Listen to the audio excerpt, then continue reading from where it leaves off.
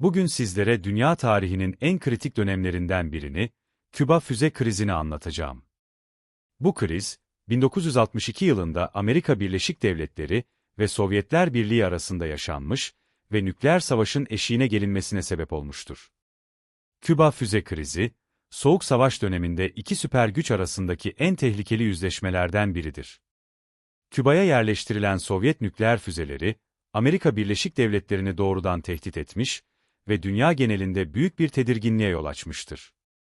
Bu kriz, aynı zamanda iki ülkenin liderlerinin, John Kennedy ve Nikita Khrushchev'in, soğukkanlılık ve diplomasi ile büyük bir felaketi önleyebileceğini göstermiştir. Bu videoda, Küba füze krizinin başlangıcından çözümüne kadar olan süreci detaylı bir şekilde ele alacağız. İlk olarak, krizin tarihsel arka planını inceleyeceğiz. Soğuk Savaş'ın genel durumu ve Küba devriminin bu krize nasıl zemin hazırladığını göreceğiz. Daha sonra, Sovyetler Birliği'nin Küba'ya füze yerleştirme kararını ve Amerika'nın bu duruma nasıl tepki verdiğini anlatacağız. Soğuk Savaş dönemi, 1947 yılında başlayan ve 1991 yılında Sovyetler Birliği'nin dağılmasıyla sona eren, Amerika Birleşik Devletleri ve Sovyetler Birliği arasında yaşanan küresel bir güç mücadelesidir. Bu dönemde, iki süper güç arasındaki ideolojik, siyasi ve askeri rekabet, dünyanın dört bir yanında etkisini göstermiştir. Soğuk Savaş'ın temelinde, kapitalist ve demokratik değerleri savunan Amerika ile, komünist ve totaliter bir sistemi benimseyen Sovyetlerin ideolojik çatışması yatıyordu. Her iki ülkede dünya üzerindeki nüfuzlarını artırmak için çeşitli stratejiler geliştirdi. Bu stratejiler arasında nükleer silahlanma yarışı, uzay yarışı, propaganda savaşları ve birçok bölgesel çatışma yer alıyordu.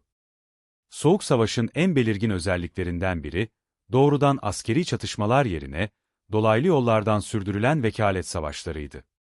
Kore Savaşı, Vietnam Savaşı ve Orta Doğu'daki çeşitli çatışmalar, bu iki süper gücün dolaylı olarak karşı karşıya geldiği olaylardandı. İşte bu bağlamda, Küba'da Soğuk Savaş'ın önemli bir cephesi haline geldi. 1950'lerin sonlarına doğru, Küba'da siyasi ve toplumsal huzursuzluklar giderek artıyordu. Ülkenin o dönemdeki lideri, diktatör Batista, halkın geniş kesimleri tarafından baskıcı ve yolsuzlukla anılan bir yönetim sergiliyordu. Bu durum, devrimci hareketlerin güçlenmesine yol açtı.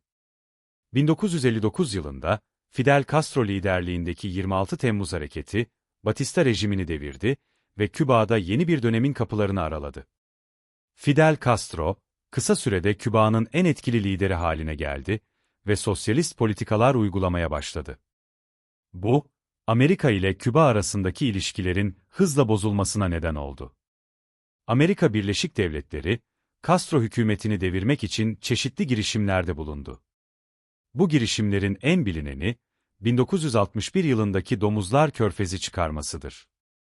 Bu operasyon, Amerikan İstihbarat Servisi tarafından desteklenen Kübalı sürgünlerin başarısız bir şekilde Küba'yı işgal etmeye çalışmasıydı. Bu başarısızlık, Castro'nun Sovyetler Birliği ile daha yakın ilişkiler kurmasına ve Küba'nın komünist bir ülke olarak Sovyet Rusya'nın müttefiki olmasına yol açtı. Küba'nın coğrafi konumu ve ideolojik tercihleri, onu Soğuk Savaş'ın merkezi bir noktası haline getirdi. Sovyetler Birliği, Küba'yı Amerika Birleşik Devletleri'ne karşı stratejik bir avantaj olarak gördü ve bu da Küba füze krizinin patlak vermesine neden olan olayların temelini oluşturdu.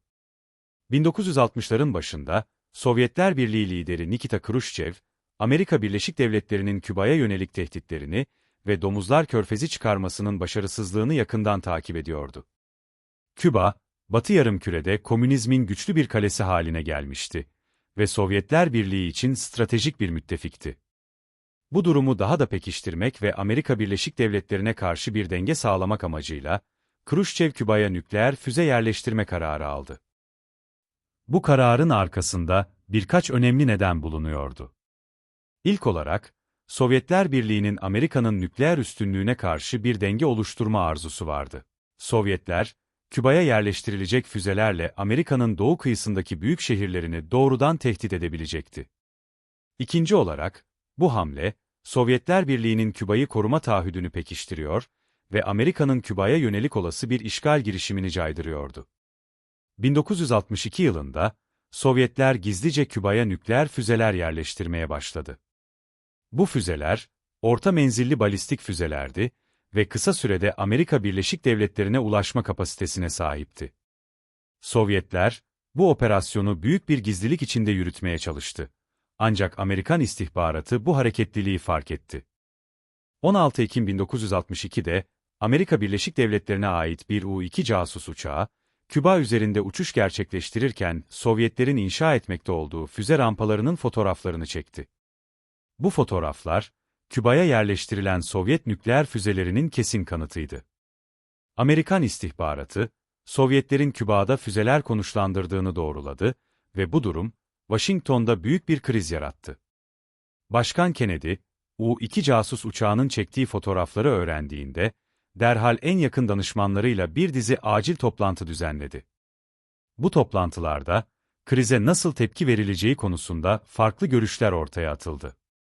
Bazı danışmanlar, derhal askeri bir müdahale yapılmasını ve Küba'daki füzelerin imha edilmesini önerirken, diğerleri diplomatik yollarla çözüm arayışa girmeyi savundu. Başkan Kennedy, bu durumun bir nükleer savaşa dönüşme riskini göz önünde bulundurarak, dikkatli ve ölçülü bir yaklaşım benimsemeye karar verdi. 22 Ekim 1962'de, Amerikan halkına ve dünya liderlerine hitaben yaptığı ünlü konuşmasında, Küba'ya deniz ablukası uygulayacağını açıkladı. Bu abluka, Küba'ya daha fazla askeri malzeme taşınmasını engellemek için bir karantina olarak tanımlandı. Kennedy, Sovyetler Birliği'ne de bir ultimatom vererek, Küba'daki füzelerin derhal sökülmesini ve geri çekilmesini talep etti. Bu süre zarfında, diplomatik görüşmeler ve müzakereler de hız kazandı. Kennedy'nin kararlı ama temkinli yaklaşımı, dünya genelinde büyük bir destek buldu ve krizin çözümüne yönelik umutları artırdı.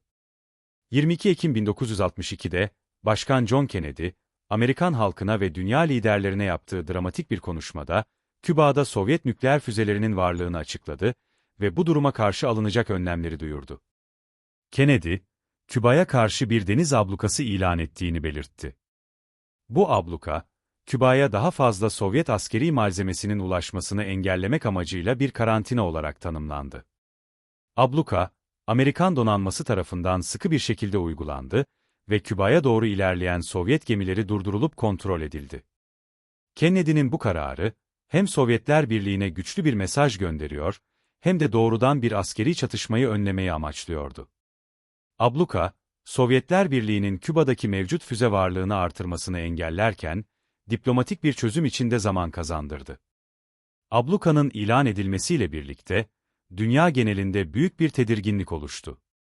Nükleer savaşın eşiğinde olan iki süper güç, diplomatik kanalları kullanarak bu krizi çözmeye çalıştı. Amerika ve Sovyet Rusya arasında yoğun bir diplomatik trafik başladı. Bu süreçte, hem açık hem de gizli görüşmeler yapıldı.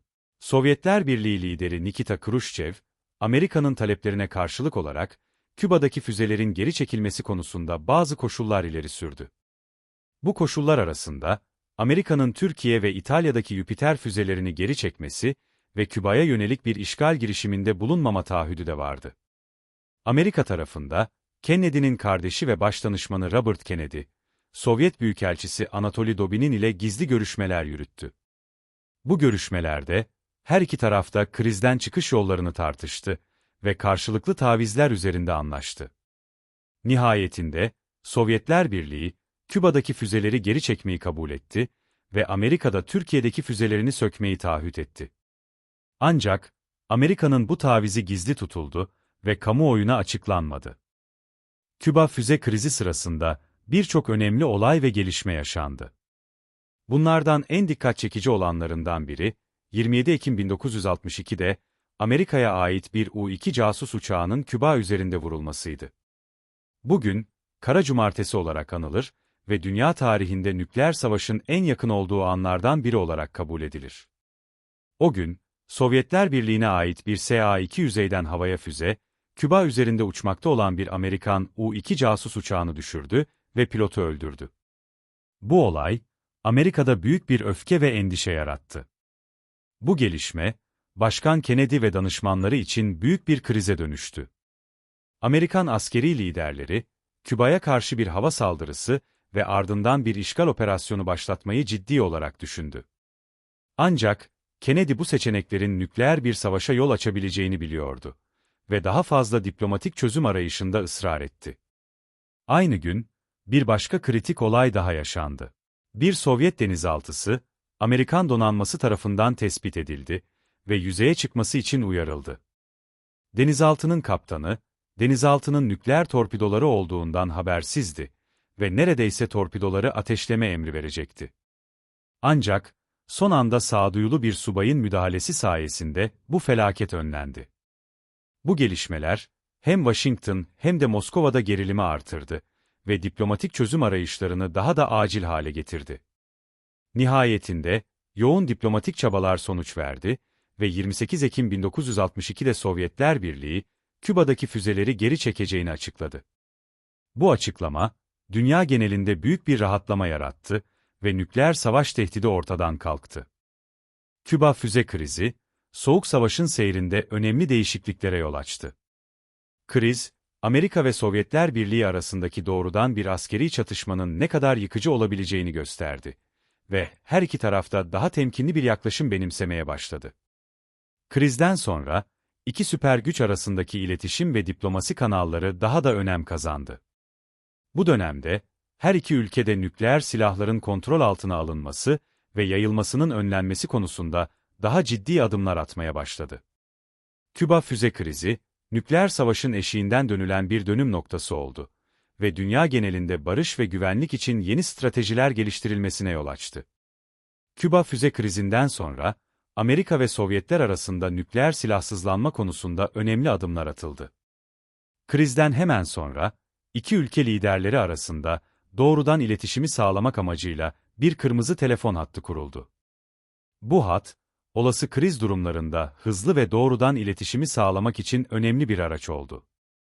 1963 yılında, Amerika, Sovyet Rusya ve Birleşik Krallık arasında nükleer denemelerin kısmi yasaklanması antlaşması imzalandı.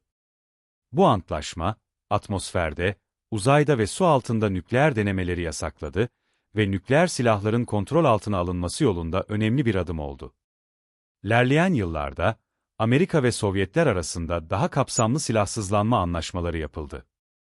1972 yılında imzalanan Stratejik Silahların Sınırlandırılması Antlaşması ve 1987 yılında imzalanan Orta Menzilli Nükleer Kuvvetler Antlaşması gibi anlaşmalar, nükleer silahların yayılmasının önlenmesi ve mevcut silahların azaltılması konusunda önemli adımlar attı. Bu anlaşmalar, iki süper güç arasındaki gerilimi azaltmaya yardımcı oldu ve Soğuk Savaş'ın daha kontrollü bir şekilde sürdürülmesini sağladı. Küba füze krizinden alınan dersler, nükleer silahların kontrolü ve uluslararası ilişkilerde diplomasinin önemini bir kez daha vurguladı. Bu kriz, nükleer silahların dünya barışı üzerindeki tehdidini ve diplomatik çözüm arayışlarının ne kadar hayati olduğunu bizlere gösterdi. Küba füze krizinin ardından yaşanan gelişmeler, diplomasi ve diyalogun, uluslararası anlaşmazlıkları çözmedeki rolünü bir kez daha vurguladı. İki süper güç arasındaki doğrudan iletişim kanalları, dünya genelinde güvenliği artırdı ve krizlerin barışçıl yollarla çözülmesine olanak tanıdı.